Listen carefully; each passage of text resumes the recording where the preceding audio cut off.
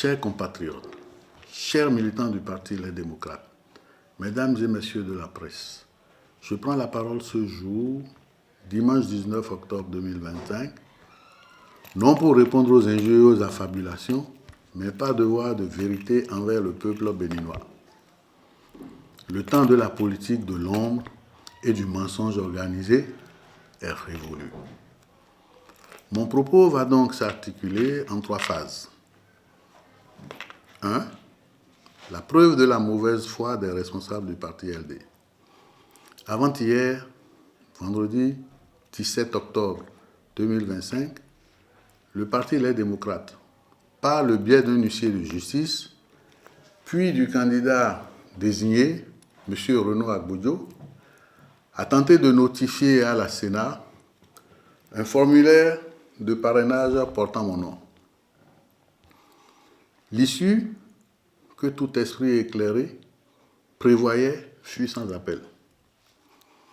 Ceci démontre que l'urgence de leur action ne visait qu'à dissimuler l'inconduite et la mauvaise foi qui accourent depuis des semaines. Rappelons la chronologie des faits. À la date du 2 septembre dernier, alors qu'il n'y avait aucun consensus et aucun débat ouvert sur la désignation du candidat au sein du parti, ma fiche de parrainage a été remplie au nom de Maître Renaud Agbodjo. Comprenez-vous la gravité de cet acte, mes chers compatriotes? Sans mon avis, sans mon consentement, on a rempli la fiche. Cela confirme que la direction du parti avait tout planifié pour que Maître Agbodjo soit in fine désigné, justifiant a posteriori une démarche frauduleuse. Plus grave encore, non seulement ce parrainage n'est plus valide, mais il a été purement et simplement falsifié à dessein. Je le dis publiquement. Aujourd'hui, tous les éléments sont réunis et me fonderaient légitimement à déposer plainte pour falsification de documents. Faux et usage de faux contre les prétendus bénéficiaires, c'est-à-dire M. Agbodjo et M. Lodjou, ainsi que contre le président du parti lui-même. Néanmoins, je ferai preuve de retenue et d'indulgence cette fois-ci.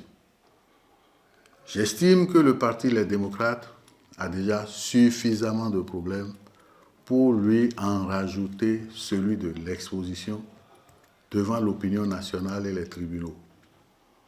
Des inconvéniences notoires de quelques-uns de ces cadres. De plus, avec eux, au fond, j'ai toujours entretenu des relations courtoises et respectueuses qui se passeraient bien de cet ultime supplice. 2. Contre les dérives du leadership.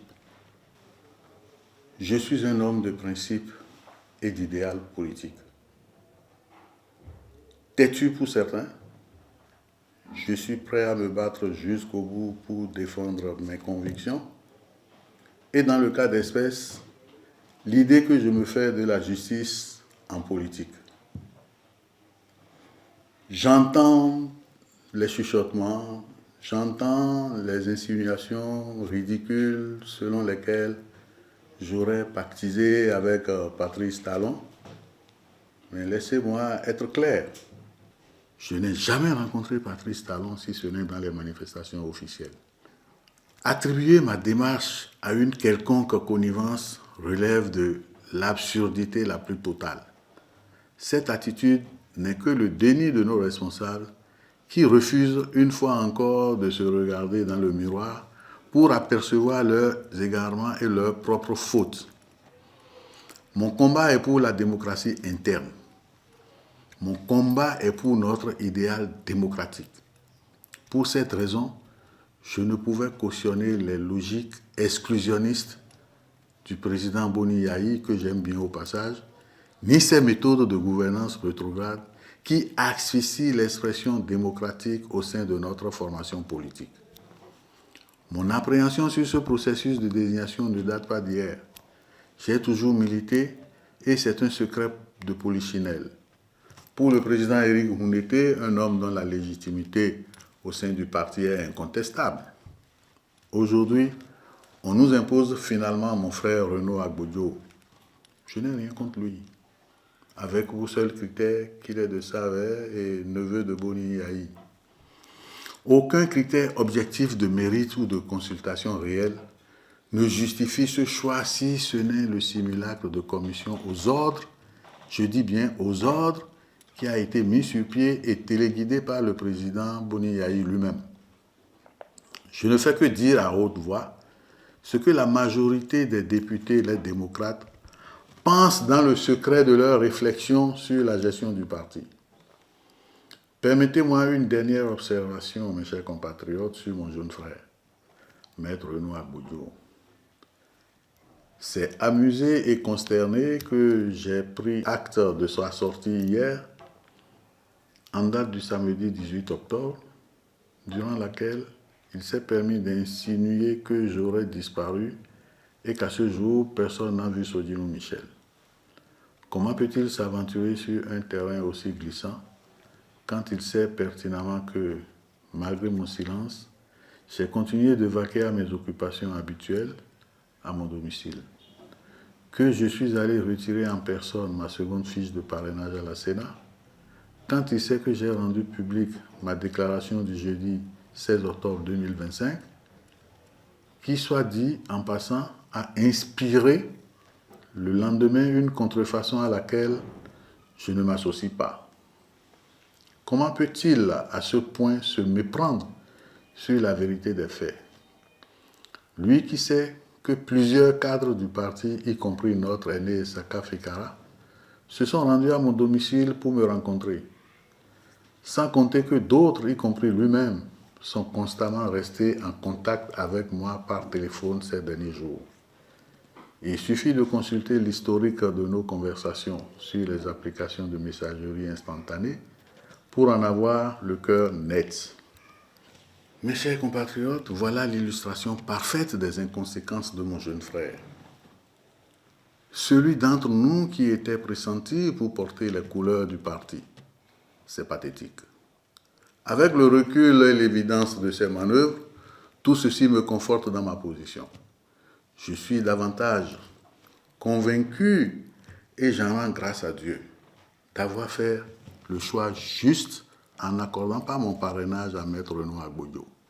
J'en viens maintenant au point 3, c'est-à-dire le choix délibéré du président Boni Yahi de sacrifier le parti. Contrairement à ce qui est propagé, mes chers compatriotes, lorsque j'ai retiré ma fiche de parrainage, j'ai clairement indiqué par écrit au président du parti que je restais ouvert au dialogue.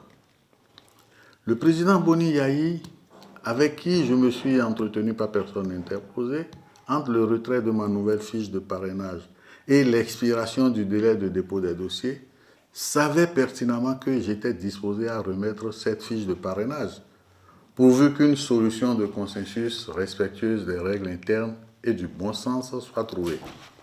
Pourtant, face à l'ultimatum, il a préféré sacrifier le parti et sa participation aux élections sur l'autel de ses ambitions en maintenant l'imposition de Maître Renaud Agbodio. C'est donc le président Boni Yahi, en réalité, qui est responsable à part entière de la disqualification du parti Les Démocrates à l'élection présidentielle par défaut de parrainage. C'est triste pour notre formation politique qui ne mérite pas ce genre de leader, excusez-moi. Je suis en colère, profondément en colère. Cette politique menée par le président Boni Yahi est d'un autre âge, mes chers compatriotes.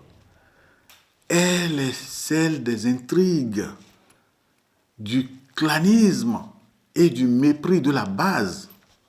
Je pense qu'il est temps de tourner la page. Il est temps de faire la politique autrement, avec transparence, respect du mérite et une véritable orientation vers le service du peuple et de notre pays. L'avenir du Bénin mérite mieux que les calculs personnels et les méthodes désuètes. Je vous remercie.